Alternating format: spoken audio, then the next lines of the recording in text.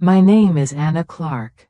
I'm 30 years old, and if you had asked me a year ago, I would have told you that my mom was my best friend. We had our rituals, movie nights curled up under a blanket. Long talks over coffee that stretched late into the night.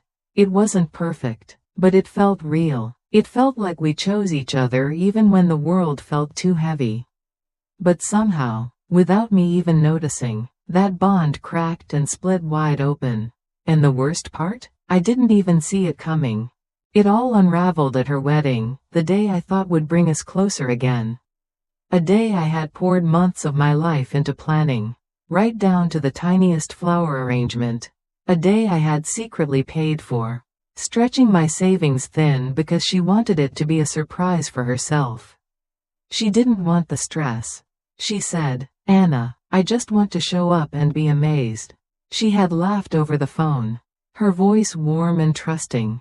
I had smiled, foolishly proud to be trusted with something so important. And now, here I was, frozen in my chair at the reception, as her voice rang out over the room, to Grace. She beamed, lifting her glass high for everyone to see. "The one who made this magical day happen. I couldn't have done it without you." The applause that followed felt like a slap. It roared in my ears, drowning out the clinking of glasses, the hum of conversation. I could barely breathe, my chest tightened, my stomach twisted, and for a moment, I thought maybe I'd misheard. Maybe she would turn and wink at me, include me in the praise. But she didn't. Instead, Grace, sweet, perfect Grace, sitting just a few chairs away, gave a modest little smile and nodded graciously like the humble heroine of some Hallmark movie. She soaked it all in, the admiration, the applause, the warm loving looks, and I sat there, invisible, my hands trembling slightly as I clapped along because what else could I do? This was supposed to be my way back to her, my way of proving I still mattered. After she met Mark, everything had changed. It wasn't overnight, no, it was slow, like a tide pulling away from the shore inch by inch until one day you look up and realize you're standing alone. And then came Grace, Mark's daughter, sliding into the spot I'd once held without missing a beat. Younger, prettier, more polished in that effortless, Instagram-worthy way. And Mom, she drank it in like it was the finest wine she'd ever tasted. When Mom asked me to plan the wedding, I saw it as a second chance. A way to prove I was still her girl. That even if Grace was shiny and new, I was the one she could count on when it really mattered. I threw myself into it, late nights after work. Endless spreadsheets, calls to florists, negotiating with vendors to stretch my limited budget. Every detail was done with love and a desperate, unspoken hope that somehow, when she saw it all come together, she would see me again. She didn't ask about the details once. Not once. At first, I thought it was just her trying to stick to the surprise idea. I convinced myself she was simply trusting me, too excited to get involved. I didn't let myself question the way she lit up when Grace popped in for short, chirpy visits, showing up just long enough to take a few selfies and disappear. I didn't think twice when Grace started making vague comments about all the wedding stuff she was handling. I was too busy making it happen to pay attention to the way the ground was shifting beneath me. But now, sitting there at the reception, watching Grace beam under the spotlight meant for me. The pieces fell into place. The stolen credit, the whispered compliments, the careful framing. Grace hadn't just let the misunderstanding happen, she had fed it, watered it, and let it bloom into a full-blown lie. And my mom, the woman who used to know me better than anyone else in the world, had believed it without even asking. The twist hit me harder than anything else that night. It wasn't just about the wedding. It was about everything. Somewhere along the way, I had become invisible to her. I pressed my palms into my lap, forcing myself to smile, to clap, to pretend, because even though my heart felt like it was breaking open right there at the table, this was her day. I wouldn't ruin it for her. I wouldn't be the bitter daughter who made a scene. I'd spent too many nights telling myself that love meant sacrifice. That if you gave enough, tried hard enough, eventually someone would see you. Now, I realized, sometimes they just don't. The rest of the evening passed in a haze. I smiled at the right moments, laughed when the crowd laughed, took photos where I was supposed to. But the whole time, a pit was growing in my stomach, a heavy, sick feeling I couldn't shake. Every glance at Grace made my hands clench involuntarily. Every compliment thrown her way was like another twist of the knife. As the guests began to thin out, I found myself lingering near the edge of the room, clutching a half-empty glass of champagne and wondering how everything had gone so wrong without me even noticing. That's when it happened, the second, sharper twist that almost knocked the air out of my lungs. I overheard them, Mom and Grace, standing just around the corner near the coat racks. Their voices low but excited. "You really saved me, sweetheart," Mom was saying, her voice thick with pride. "Anna means well, but she's always been scatterbrained. I just couldn't risk it. I knew you'd step in and make it right." I stood there, rooted to the spot, the blood draining from my face. Grace laughed softly, a sugary sound that made my skin crawl. "Anything for you, Mom. I just wanted your day to be perfect. I'm happy to take care of things when others can't." Others. That was me. I wasn't the helper. I wasn't even a participant in her eyes anymore. I was a liability, a child who couldn't be trusted to deliver, who needed to be quietly replaced.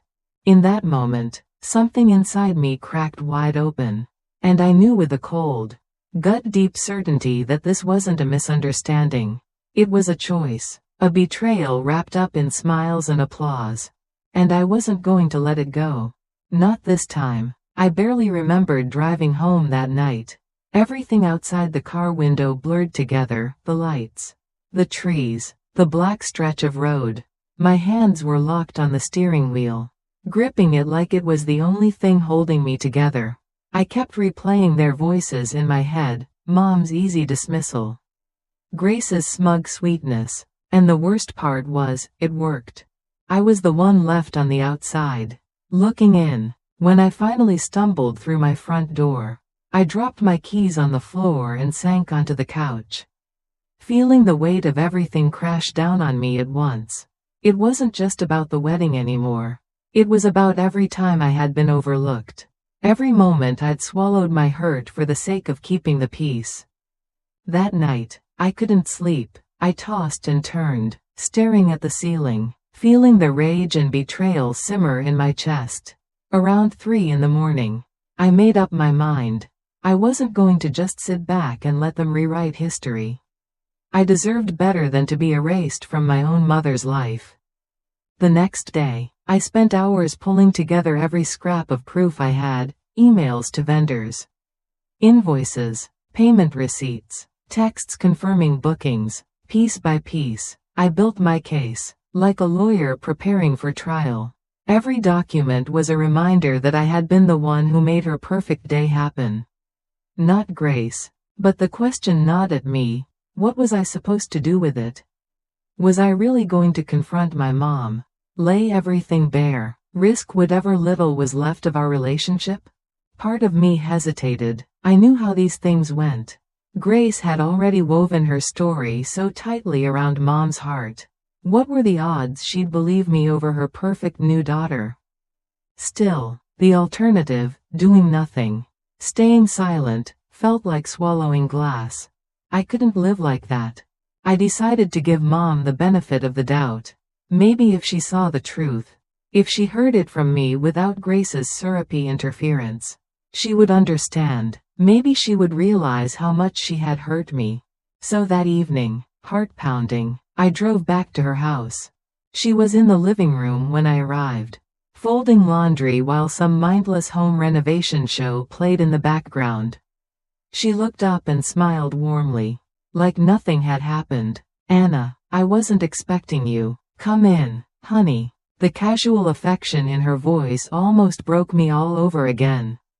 I clutched the folder tighter in my hands, grounding myself. No turning back now. Mom, can we talk? I asked, trying to keep my voice steady. Of course, she said, patting the couch beside her.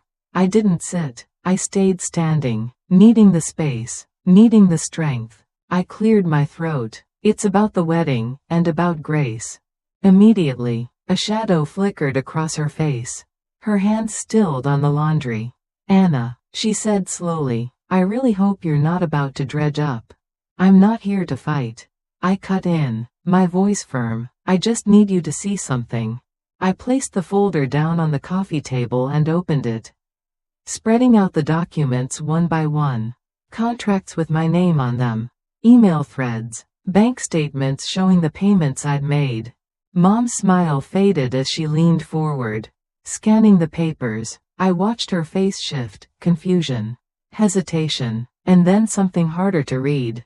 I planned the wedding, I said quietly. Every flower arrangement, every table, every call to the vendors. I stayed up nights to make it perfect for you. Grace didn't do any of it. Mom, she just let you think she did. She didn't say anything at first. Just stared at the papers as if hoping they'd rearrange themselves into a different story. Finally, she looked up, and what I saw in her eyes wasn't the understanding I had prayed for. It was suspicion. Anna, why are you doing this? She asked, her voice tight. Why can't you just let it go? It was a beautiful day. Everyone was happy. I blinked, stunned, because it matters. You gave her credit for everything I did. You called her your rock, your lifesaver. You didn't even mention me. Mom stood up, smoothing her hands down the front of her jeans.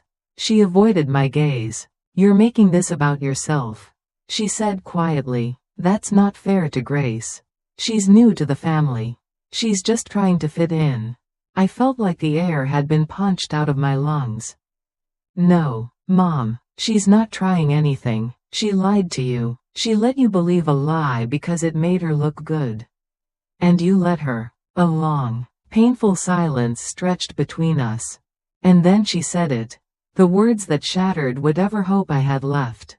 She's been more of a daughter to me these last few months than you have. I staggered back like she had slapped me. The room spun. My mouth opened, but no sound came out. Maybe if you hadn't been so jealous, Mom added, her voice cold. None of this would have happened. Jealous. That's all she saw when she looked at me now. I swallowed hard, my vision blurring at the edges. I gathered the papers back into the folder, my hands shaking. Goodbye, Mom, I said, my voice barely above a whisper. And this time, I was the one walking out the door without looking back. I don't remember much about the drive home after that. Only the numbness spreading through my chest, the way my hands trembled on the steering wheel, and the gnawing hollowness that settled deep in my stomach. She's been more of a daughter to me than you have. The words echoed in my head, over and over, like someone was hammering them into my bones. I thought hearing her say it would break me, but strangely, it didn't. It didn't break me. It freed me. It was the final piece of proof I needed. Proof that no matter how much I gave, no matter how much I sacrificed, I would never be enough for her. Not when Grace was around. Not when the illusion she offered was easier to love than the messy, complicated reality of me. By the time I pulled into my driveway, something inside me had hardened. A line had been drawn, and I wasn't going back. The next morning, I woke up feeling oddly clear. I made coffee, sat by the window, and stared out at the street while the sun slowly climbed into the sky. I thought about everything I had done for my mom over the years, every birthday, every holiday, every emergency where I had dropped everything to be there, and how quickly she had thrown it all away for someone who knew how to smile and lie at the same time. I sipped my coffee and, for the first time, let myself ask a dangerous question. What would happen if I just stopped?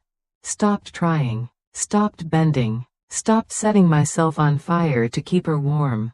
The thought was terrifying and thrilling all at once. That afternoon, I made a decision. I wasn't going to fight Grace anymore. I wasn't going to fight for a mother who didn't want to fight for me. I was going to live my life on my terms. And if that meant walking away from the family that refused to see me, so be it. It was a small first step, but it felt massive. I blocked Grace on every platform. No texts, no photos, no fake, "hope you're doing well" messages. I needed her out of my orbit completely. I wasn't ready to block Mom. Not yet, but I muted her texts. Pushed her notifications into a folder where I didn't have to see them flashing across my screen like little knives. The next few days felt strangely quiet. Peaceful, even. No demands. No guilt trips. No fake apologies wrapped in barbed wire. Just silence. I threw myself into work. Into my friends. Into rediscovering who I was outside of my family's expectations. I started running again in the mornings, letting the cold air burn through my lungs. I signed up for an art class at the community center. Something I'd always wanted to do but never had time for. For once, my life wasn't about proving anything to anyone. It was just about me. And for a while, it was enough. It was more than enough. Until the night my brother called. I almost didn't pick up. His name flashing on my phone screen felt like a warning. A tether back to a world I wasn't ready to revisit. But something in me, curiosity, maybe, or stubbornness, made me swipe to answer. "Hey, Jake," I said, keeping my voice neutral. "Anna," he said, his voice tight. "You're gonna want to hear this." My stomach twisted instantly. "What happened?" He hesitated for a second, then said, "Mom's having a party this weekend. Big thing. She's calling it a family celebration or something." I rolled my eyes. "Let me guess. Grace is the guest of honor?" "That's the thing," he said, and I heard the weird tension in his voice. "Grace isn't invited." I blinked. "What?" "She's not invited. In fact, Mom told everyone that Grace isn't welcome in the house anymore." I sat back, stunned. "What are you talking about? Last week, she was her perfect daughter. Now she's not even allowed at a party?" Jake exhaled sharply. "I don't know exactly what happened, but something blew up, bad." Before I could ask more, another beep interrupted, an incoming text. From Mom. I hesitated, then opened it. "I know I hurt you. Can we please talk? It's important." For a long moment, I just stared at the screen, the anger and confusion swirling in my chest. Part of me wanted to ignore it, to delete the message and go on with my life. But another part, the part that still cared, the part that still wanted closure, whispered that maybe, just maybe, I needed to hear her out. "Jake," I said, my voice low. "Did she say what changed?" He hesitated again. "Not really. Just that. She found out some things about Grace. Things she should have seen a long time ago." I swallowed hard. "Is she asking you to come to the party?" He snorted. "Yeah, she's pulling the whole 'we're family. We have to stick together' speech." I nodded slowly, even though he couldn't see me. Typical. But this time, I wasn't going to play by her rules. This time, she was going to have to meet me on my terms. I didn't answer Mom's text right away. Instead, I spent the rest of the night pacing my living room, the message burning a hole in my mind. Part of me kept replaying everything she'd said to me, the dismissal, the blind loyalty to Grace, the way she had made me feel like nothing. The other part, the smaller, stubborn part that still remembered movie nights and long talks over coffee, whispered that maybe this was the beginning of something real.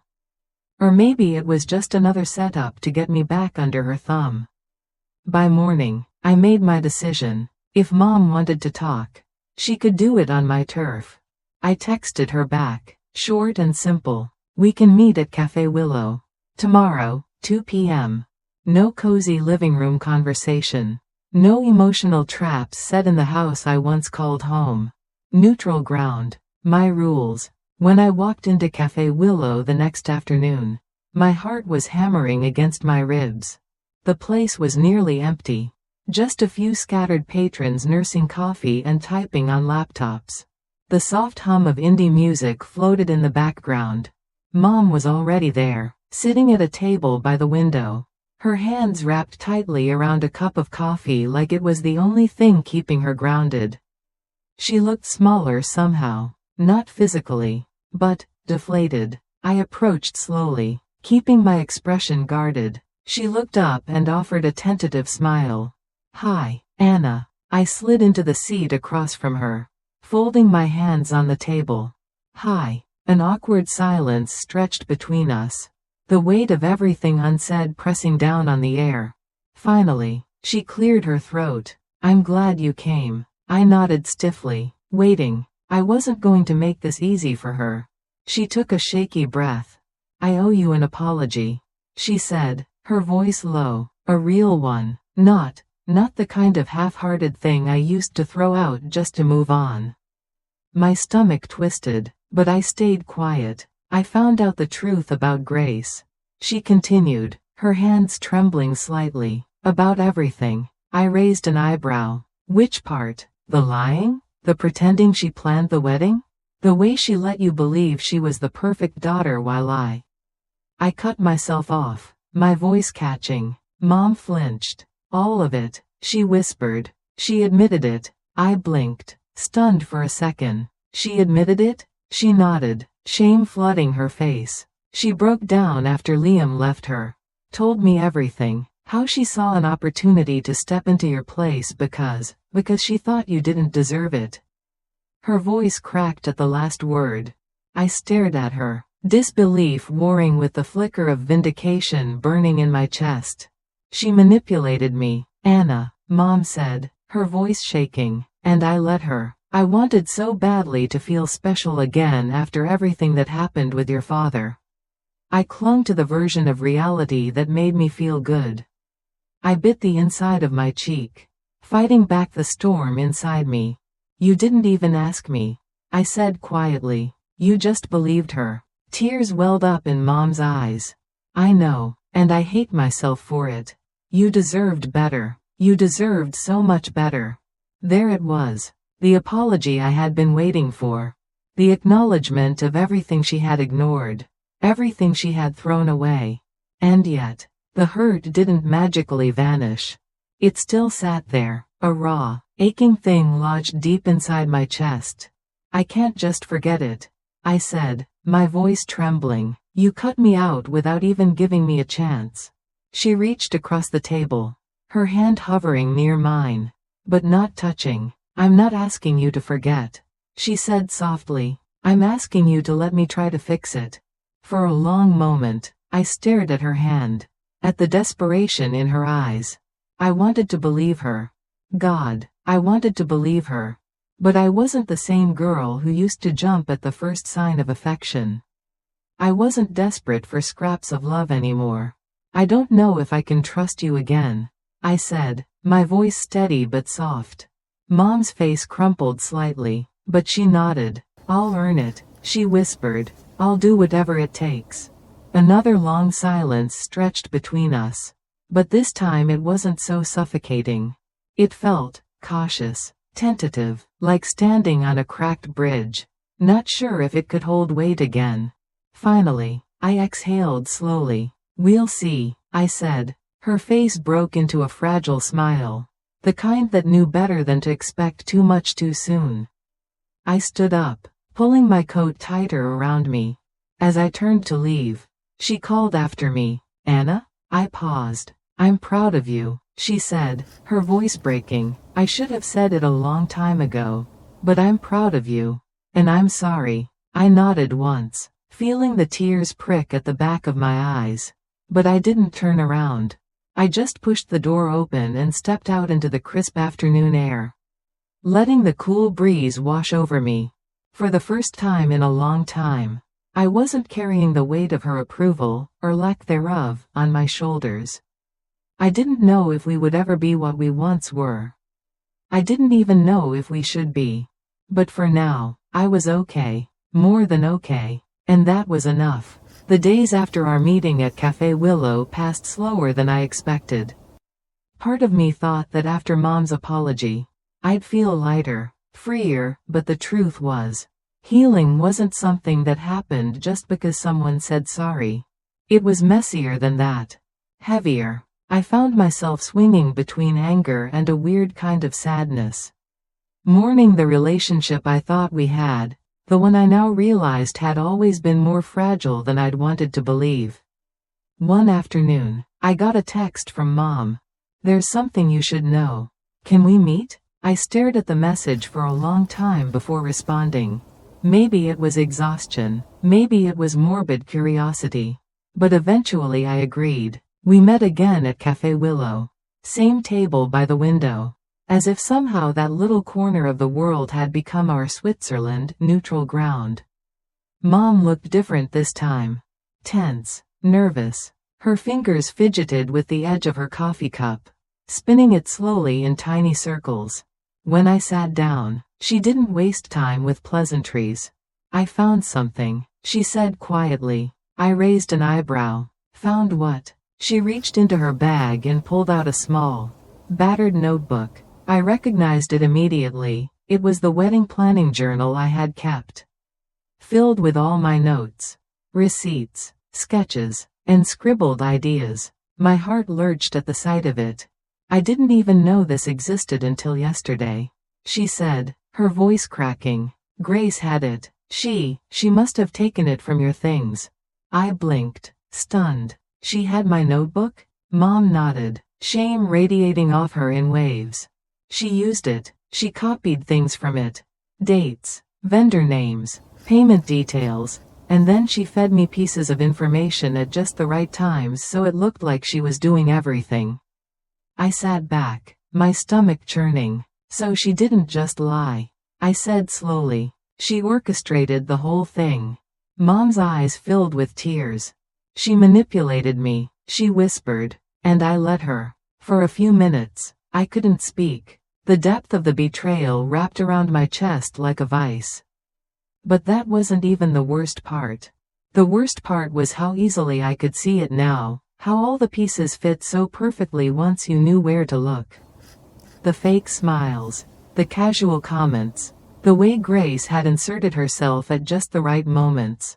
Mom pushed the notebook across the table toward me. "I want you to have it back," she said softly, "and I want you to know. I see you now, Anna. I see everything you did for me." I stared at the notebook, my heart pounding. This wasn't just proof. It was validation. It was years of feeling invisible being laid bare in ink and paper. Slowly, I reached out and picked it up, my fingers brushing the familiar worn edges. As I flipped through the pages, memories rushed back, late nights planning seating charts, stressing over caterer deadlines, sketching out centerpiece ideas at 2 a.m. Every line was a piece of me. And Grace had stolen it like it was nothing. The anger flared hot in my chest, but alongside it was something else. A grim, determined sort of calm. I looked up at Mom. "So what now?" I asked. She swallowed hard. "I already told Grace," she said, her voice trembling. I confronted her. I raised an eyebrow, a bitter laugh slipping out. "And how did that go?" Mom's lips tightened. She didn't deny it. Not really. She tried to spin it. Tried to say she just wanted to help. That she didn't mean any harm. But she shook her head. I saw it for what it was. And I told her. She paused. Taking a breath, I told her I needed space. That until she could show real remorse. Real change. I didn't want her around. I stared at her, searching her face for any sign of doubt, of weakness. But for once, I saw only clarity. A twist hit me then. Sharp and unexpected. This wasn't just about Grace. This was about me finally being seen. Finally being chosen. The little girl in me, the one who had begged silently for attention. For approval, sat up a little straighter inside my chest. "I don't expect you to forgive me overnight," Mom said, tears sliding silently down her cheeks. "But I'm willing to wait. As long as it takes." For a long moment, We just sat there, the afternoon sun slanting through the windows, bathing everything in gold. Finally, I tucked the notebook into my bag and stood up. I need time, I said. Maybe a lot of it. Mom nodded, her expression crumpling but holding firm. I know. As I turned to leave, she called out one last time. Anna? I paused, glancing back over my shoulder. Thank you, she whispered, for everything. I didn't smile. I didn't cry. I just nodded once, a small, simple nod that said everything I couldn't put into words yet.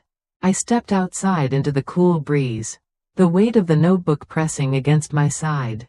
And for the first time in a long time, I felt lighter, not because everything was fixed, not because the past had been erased, but because the truth had finally been seen. And maybe, just maybe, that was enough to start over, not as the daughter desperate for approval, but as the woman who knew her own worth. Finally.